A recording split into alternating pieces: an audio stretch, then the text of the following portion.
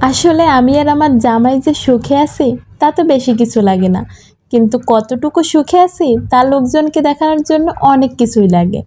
যেমন ধরেন টাকা লাগে, বাড়ি লাগে, গাড়ি লাগে, ডাইনিং টেবিল লাগে, সোফা লাগে, আবার গরমে এসিও লাগে, শীতে রুম হিটার লাগে, ভালো মন্দ খাইতেও হয়। শুধু খাইলে তো আর হবে না, সেগুলোর ছবি তুলে ফেসবুকে আপলোড দিতে হয়।